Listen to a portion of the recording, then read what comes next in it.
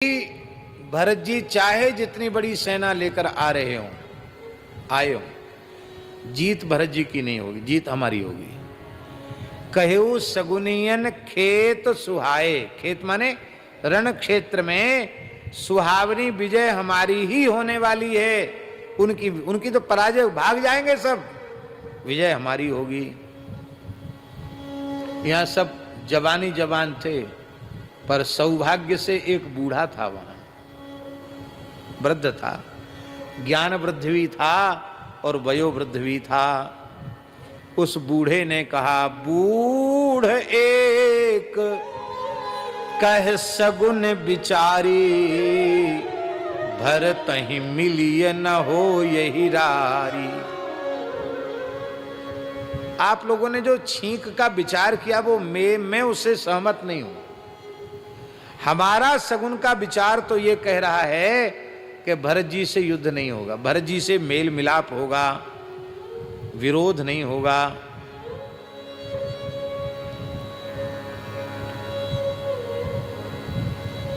उस बूढ़े की बात जवानी के जोश में, शूरता वीरता के आवेश में लोग ध्यान नहीं दे रहे थे।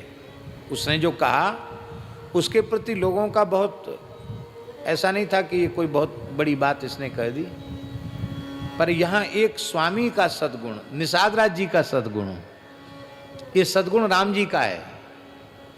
सेवक में स्वामी के गुण आ जाते हैं। सभा में निषाद राज जी ने उस बूढ़े की बात का आदर किया।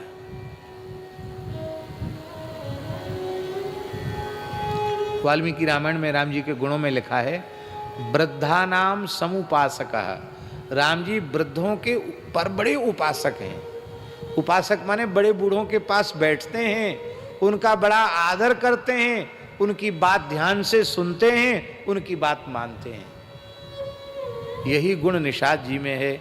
निषाद राज गुह बोले कि वयोवृद्ध जो हैं इन्होंने बिल्कुल ठीक कहा। क्यों?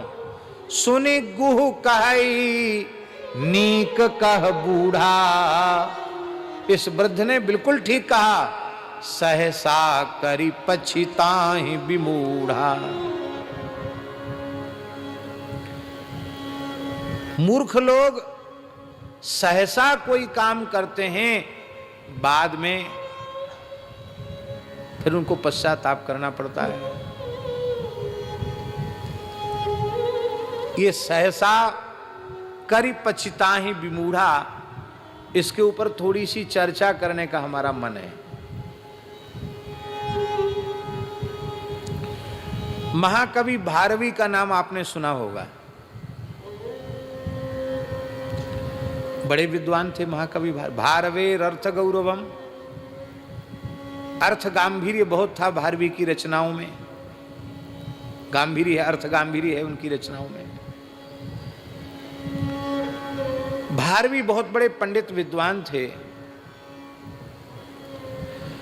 पर उनके पिताजी वो भी बड़े विद्वान थे, पर वो भारवी को सदा डांटते फटकारते रहते थे। कई बार तो सभाओं में ही उन्हें अपमानित करे, कुछ नहीं, मूर्ख है, कुछ नहीं जानता है, पंडित बनता है, ऐसे ही व्यर्थ में पंडित बनता है। अब भारवी की बड़ी प्रतिष्ठा थी, तो भारवी को बड़ा कष्ट होता था कि मैं पिताजी को कभी उत्तर भी नहीं देता हूँ, उनकी प्रत्येक बात मानता हूँ, और जब देखो कभी, अरे धोखे से भी तो कभी एक बार बड़ाई कर दें, जब देखो तब हमको सबके बीच में नीचा दिखाते हैं, पता नहीं क्या स्वभाव है। दुख होता था। और भारवी की जो माँ थी वो भी उनको समझाती, अरे बचपन में मार पिटाई कर देते थे, कोई बात नहीं, डांट डपट लेते थे, कोई बात नहीं, अब वो पंडित हो गया है, पंडितों की सभा में केचित पंडित पंडिता, पंडितों में उसको पंडित मान लिया गया है, अब तो कम से कम उसको तुम मूर्ख मत कहो, चाहे जब उसका अपमान कर देते हो। एक दिन भारवी इतने दुखित हो गए अपने पिता के ऊपर, बोले ये पिता है कि हमारा शत्रु है, आज जो कुछ भी हो इसका सिर काट डालूंगा मैं। भारवी तलवार लेकर के खड़े हो गए, बोले आज पिताजी का सिर काटेंगे। क्रोध ऐसा होता है, क्रोध में विवेक नष्ट हो जाता है। तो प्रतीक्षा में थे कि अवसर हो तो फिर पिताजी के ऊपर वार करें। पर्णकुटी में पिता माता थे। सायं संध्या के बाद गायत्री जप के बाद पिताजी बैठे थे और पत्नी भी निकट बैठी थी। चर्चा कर रहे थे दोनों।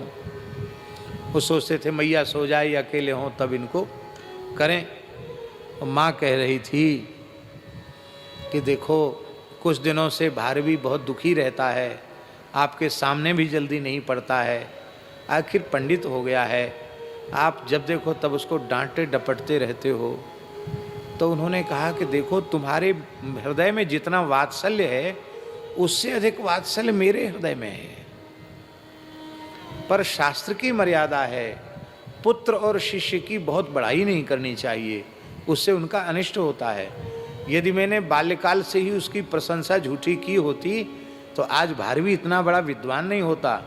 इसलिए मैं आज भी उसको सावधान करता रहता हूँ कि अहंकार न करे, ये ठीक से शास्त्राभ्यास करता रहे, क्योंकि शास्त्र सुचिंतित पुनि पुनि देखिए, भूप सुसेवित बस नहीं लेखिए। मैं इसको मूर्ख कहूँगा, इसको डांटूंगा डपटूंगा, यहाँ तेने गलती कर दे फिर पोथी उठाएगा, नहीं तो पंडित हो गया इसी फूल में, ये तो ग्रंथ छूना ही बंद कर देगा। तो इसका विद्याभ्यास सदा बना रहे, इसके लिए मैं इसको फटकारता हूँ। अब तो भारवी के हाथ पैर ढीले हो गए। अरे राम राम, मैं ऐसे धर्मनिष्ठ पिता का काहे का पंडित, मैं तो महामूर्ख हूँ, महादुष्ट हूँ। तो तलवार के सहित आए, तलवार तो फेंक दी और बोले पिताजी मैं बहुत दुखी हूँ, मैं पितृहत्या का पाप मुझे लग गया। मैंने पितृहत्या नहीं की पर मन में आ गया तो मुझे पितृहत्या का पाप लग गया, मुझे प्रायश्चित बताओ। अपनी सारी बात बता दी। आपके जैसा मेरा हितैषी कौन होगा। पिता ने उठाया, हृदय से लगाया, रो रहे थे बहुत, आंसू पोंछे, कहा बेटा कोई बात नहीं, हमने तुम क्षमा कर दिया है, अब तुम्हारा मन साफ हो गया ना। बोले हाँ हो गया साफ, हमने क्षमा कर दिया, रहने दो, हो गया। बोले नहीं, आप हमको प्रायश्चित जरूर बताओ। हम प्रायश्चित करेंगे और नहीं तो हम फिर घर में नहीं रहेंगे, क्योंकि पातकी व्यक्ति को किसी का स्पर्श नहीं करना चाहिए। हमको पितृहत्या का पाप लगा है, मन से तो हमने पितृहत्या कर ही दी, हमको प्रायश्चित बताइए। किसी का स्पर्श नहीं करना चाहिए, हमको पितृहत्या का पाप लगा है, मन से तो हमने पितृहत्या कर ही दी, हमको प्रायश्चित बताइए। पिताजी भी कैसे विलक्षण महापुरुष रहे होंगे, आप विचार कीजिए। भारवी के पिताजी ने कहा तुम अपनी ससुराल में 12 वर्ष जाकर सेवा करो। बोलो भक्तवत्सल भगवान की। ससुराल में 12 वर्ष सेवा करो, खेती करो, घर के सब काम करो, छोटे बड़े। 12 साल बाद आना हमारे पास। बड़ा भारी दंड था। ससुराल में 1 दिन 2 दिन तो आदर हो जाता है, और कोई अपना आसन बासन बुरिया बिस्तर लेके ही वहीं पहुंच जाए तो फिर उसका तो तिरस्कार पद पद पर। और ससुराल में तो सब गाली देते हैं, गाली देते हैं कि नहीं? ससुराल वाले लोग तो उनका गाली देना उनका अधिकार है। बक्सर वाले महाराज जी बड़े उत्साह से कहते थे, सुनु अवध के राजकुमारा यह गारी नहीं है गारा। गारी बहुत सुने हो, अब गारा सुन लीजिए। तो ससुराल के लोगों को अधिकार भी होता है गाली देने का। तो आपने कहा जो आज्ञा पिताजी, और भारवी चले गए अपनी ससुराल। 2-4 दिन तो आओ पंडित जी, आओ पंडित जी, आओ भारवी जी, खूब सम्मान हुआ, आओ दामाद जी। और बाद में तो महाराज घर के लोग ही अपमान करने लगे, उनके घर के नौकर चाकर भी उनका अपमान कर देते। और पिताजी की आज्ञा थी इसलिए सब काम, खेती का काम करते, सब काम करते। वहाँ उनके पांडित्य का कोई आदर नहीं था। मन ही मन सोचते थे कि मेरे पिताजी ने तो मेरा कोई अपमान नहीं किया, यहाँ तो मुझे पद पद पर अपमान ही अपमान झेलना पड़ता, मैं कुछ कर भी नहीं सकता, बोल भी नहीं सकता। अब पत्नी भी यही है, क्या करूं, बड़े दुखी थे। और ब्राह्मण का अकिंचनता तो उनका आभूषण है ही है, तो घर में भी गरीबी ही थी। तो कुछ श्रम करके कमाओ तो खाओगे, नहीं तो क्या खाओगे। गरीबी भी ऊपर से बहुत भारी थी। ससुराल वालों ने कहा यहां पड़ा पड़ा खा रहा है, कमा के 2 पैसा नहीं लाता कि अपने घरवाली को भी कुछ खिला सके।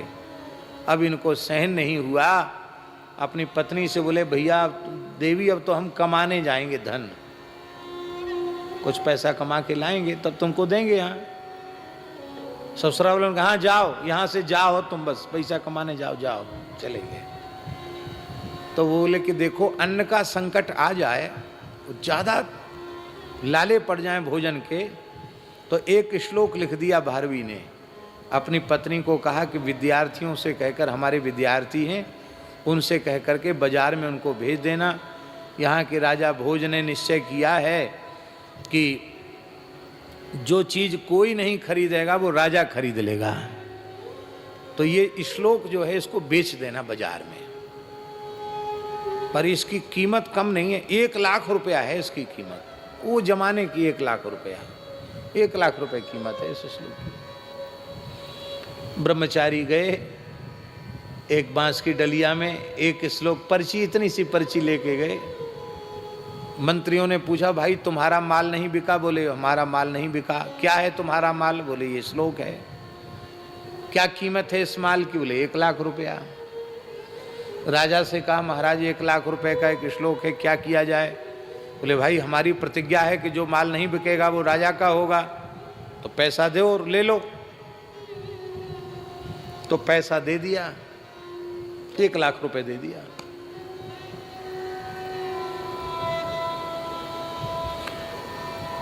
ये तो आए नहीं बाहर से धन कमा के, 1 लाख रुपए घरवाली ने को मिल गया। ब्राह्मणी को 1 लाख रुपए मिला, तो ससुराल की सारी गरीबी खत्म हो गई। महाराज क्या कहना, 1 लाख तो 1 लाख होता है।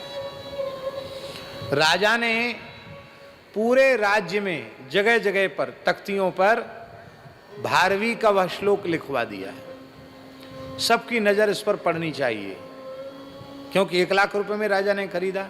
अपने महल में भी जहां तहां लिखवा दिया। वो श्लोक था, सहसा विदधीत न क्रियाम अविवेकः परमा पदाम पदम वृणुते ही विमृश्य कारिणम गुणलुब्धा स्वयमेव संपदा। अर्थ क्या है इसका? सहसा विदधीत न क्रियाम, किसी भी क्रिया को, किसी भी काम को सहसा मत करो।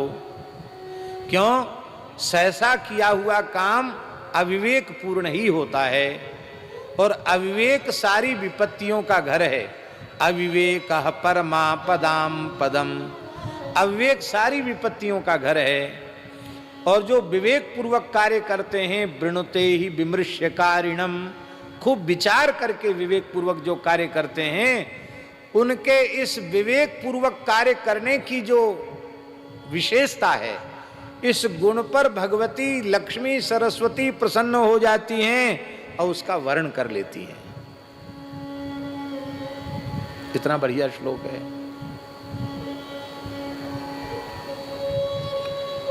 राजा का एक भाई था, राजा का एक भाई था, वो राजा से द्वेष मानता था। वो सोचता था कि ऐसे तो ये मरेगा नहीं, बड़ा वीर है, बड़ा धर्मात्मा है, इसको छल पूर्वक मार डाला जाए तो राज्य हम हथिया लेंगे, हमको राज्य मिल जाएगा, हमको ही, फिर दूसरा कोई है नहीं तो राजा हमको ही बनाया जाएगा, क्योंकि मैं योग्य हूं, भाई हूं। तो उसने राजा के रसोइया ब्राह्मण को विशेष धन दे करके राजी कर लिया कि तुम हालाहल विष भोजन में मिलाकर राजा को खिला देना। राजा मर जाएगा, मैं राजा बन जाऊंगा, फिर बाकी राशि पीछे दूंगा। ऐसा था ना, सौदा पूरा काम पूरा हो जाएगा तो पूरा पैसा मिलेगा, अभी करने के लिए आधा अभी ले लो, आधा पीछे लेना, ऐसा है। तो वो ब्राह्मण धन के लोभ में वो भी, उसकी बुद्धि भी मारी गई। उसने भयंकर विष मिला दिया भोजन में, और भोजन का थाल लेकर जैसे ही चला तो तुरंत भोजनशाला में ही तख्ती पर वो श्लोक लिखा था, सहसा विदधीत न क्रियाम अविवेक परमा पदाम पदम वृणतो ही विमृश्यकारिणम गुणलुब्धा स्वयमेव संपदा। उस श्लोक को पढ़ते ही वो ब्राह्मण बेचारा रसोईया कांप गया, उसके हाथ से थाल गिर गया, कांप गया।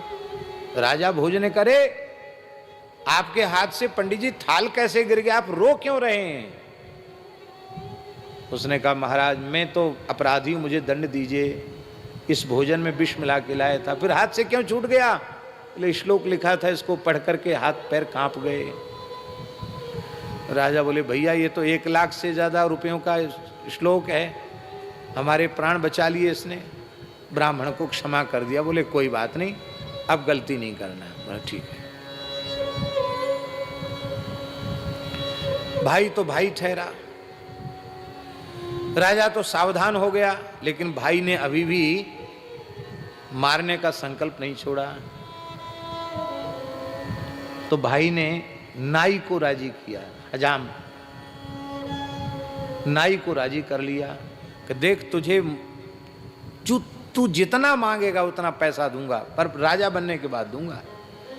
बस एक बात है, तुम हजामत बनाने जाना महाराज साहब की, अब बढ़िया पहना उस तरह, यहाँ दाढ़ी बनाते बनाते सीधे गला में भोंक देना, काट देना इसका गला, मर जाए, बस फिर मैं राजा बन जाऊंगा, तुमको मुँह मांगा पैसा दूंगा। वो नाई खूब बढ़िया से उसको पहना करके उस तरह गया, और करते करते सोचा अब काट दूं इसको। तो जैसे ही काटने का विचार किया, तब तक सामने श्लोक लिखा था दीवार पर, सहसा विदधीत न क्रियाम। फिर इसी श्लोक को पढ़ा, तो उसके हाथ से उस तरह गिर गया, वो कांपने लग गया। अरे क्या हुआ, तेरे हाथ से उस तरह कैसे गिर गया? बोले महाराज मैं तो अपराधी हूं, मुझे फांसी पर चढ़ाइए। क्या हुआ? कहते मैं तो आपको मारना चाहता था। तो तेरा विचार कैसे बदल गया? बोले सरकार सामने श्लोक लिखा हुआ है, उसको देखकर विचार बदल गया। बोले भैया उस ब्राह्मण को खोजो तो सही, कहाँ है वो ब्राह्मण जिसने इतना कीमती हमारे 2 बार प्राण बचा लिए? अब ब्राह्मण देवता तो गायब थे।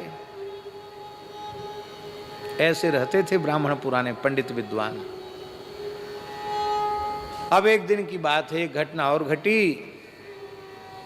राजा की राजकुमारी बड़ी योग्य थी, शील संपन्ना थी। एक राजकुमार के साथ उसका विवाह निश्चित हो गया।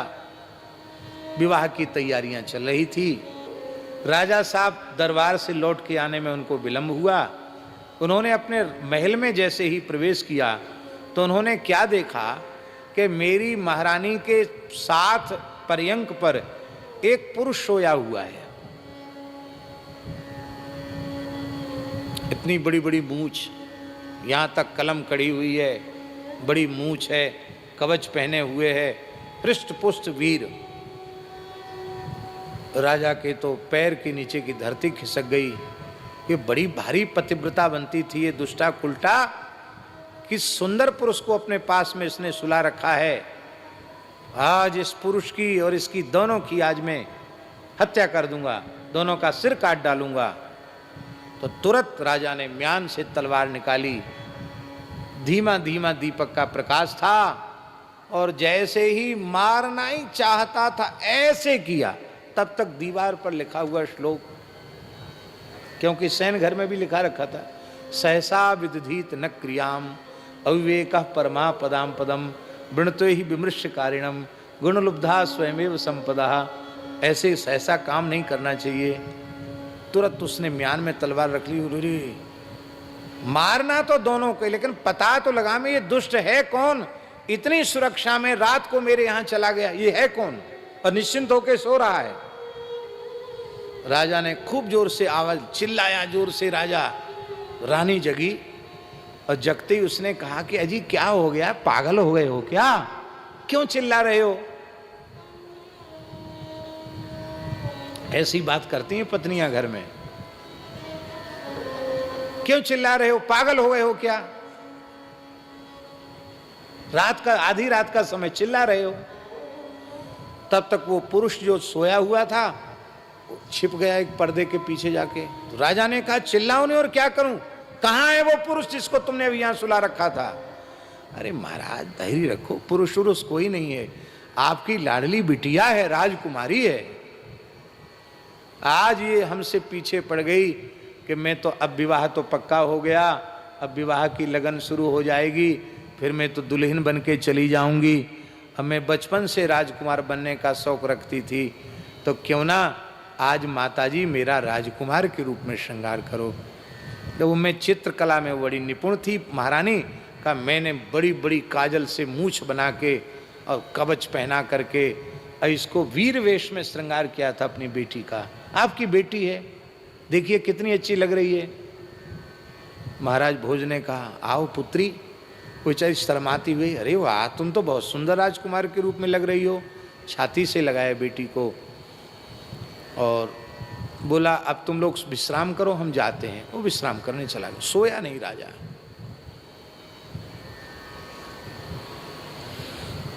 मैं तो मुंह दिखाने लायक नहीं रहता।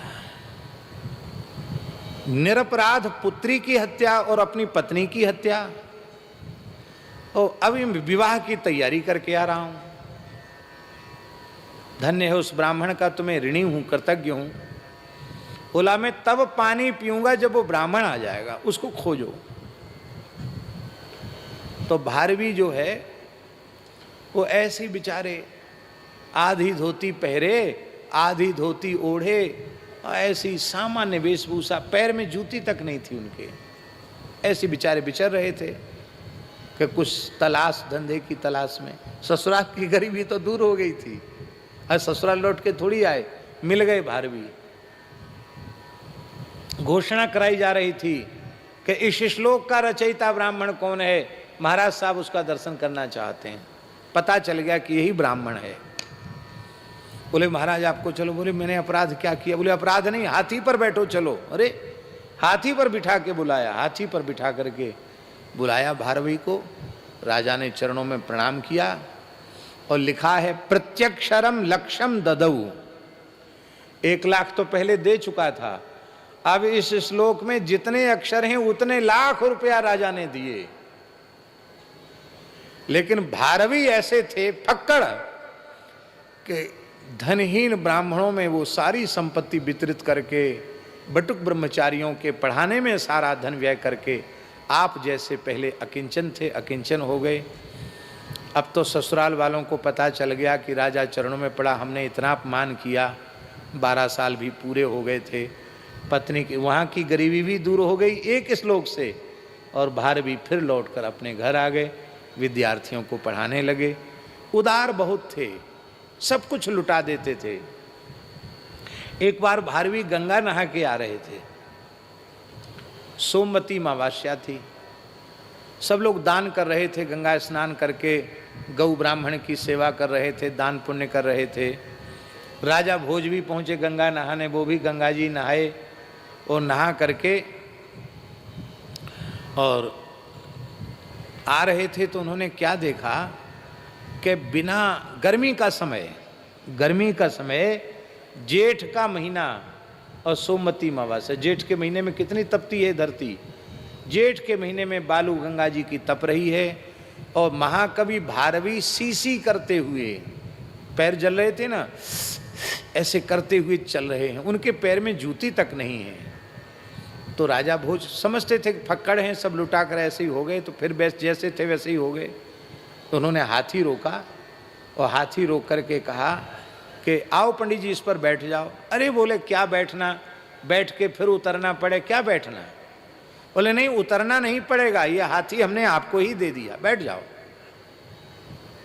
आपको दे दिया ये हाथी, आप बैठ जाओ। ठीक है, आप ज़्यादा पीछे पड़ते हैं तो बैठ जाते हैं। बैठ गए।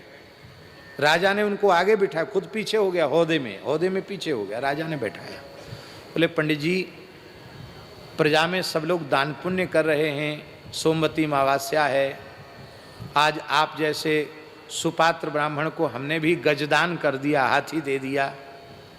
तो ये दान की क्या महिमा है, हम आपसे सुनना चाहते हैं। तो भारवी के नेत्र भर आए। भारवी ने कहा कि मैं गंगा स्नान करके आ रहा था, मेरे पास धन तो था नहीं, पर हमारी जूती जो थी वो टूट गई थी, टूटी पुरानी जूतियां थी हमारी। पर एक वयोवृद्ध ब्राह्मण जिसके पैर जल रहे थे, वो बहुत व्याकुल था, उसके पैर में कुछ पहनने को नहीं था। मैंने सोचा कि मैं तो फिर भी कुछ युवा ही हूँ, ये ब्राह्मण बहुत बूढ़ा है बेचारा, कैसे घर तक जाएगा। इसलिए मैंने टूटी पुरानी जूती अपनी पैर की उतारी, पहरी हुई जूती उतार कर उस ब्राह्मण को पहना दी। और अभी मैं 2 कदम ही नहीं चल पाया था, सी कर रहा था। तत्पुण्येन गजारूढ़ा, एक ब्राह्मण को पुरानी जूती दान करी, उसका पुण्य इतना हुआ कि मुझे हाथी की सवारी मिल गई। और उसका पुण्य और इतना बड़ा बना कि सवारी नहीं, आप तो इतने उदार हैं कि आपने हमको हाथी ही दे दिया। बोलो भक्तवत्सल भगवान की जय। ये सब पुराने पंडितों की बहुत कथाएं हैं। सहसा विदधीत न क्रियाम, सहसा करी पाछे पछताही। और उनको जो है लोग अच्छा नहीं मानते हैं। सुनि गुह कहई नीक कह बूढ़ा, सहसा करी पछताही विमूढ़ा। भरत स्वभाव सील बिनु बूझे, बड़ी हित हानि जान बिन जूझे। भरत जी का शील स्वभाव समझे बिना युद्ध करना अच्छा नहीं है, इसमें हम सबका हित नष्ट हो जाएगा। इसलिए निषाद राज गुह ने कहा कि तुम लोग घाटों को रोक लो और मैं भरत जी से मिल करके उनका भेद जानने का प्रयास करता हूं कि उनका राम जी के प्रति क्या भाव है, शत्रु का भाव है कि मित्र का भाव है कि उदासीनता का भाव है। वैसा ऐसा अनुभव करके उसके अनुकूल में निश्चय करूंगा। बोलो भक्तवत्सल भगवान की। अब उनको मैं आज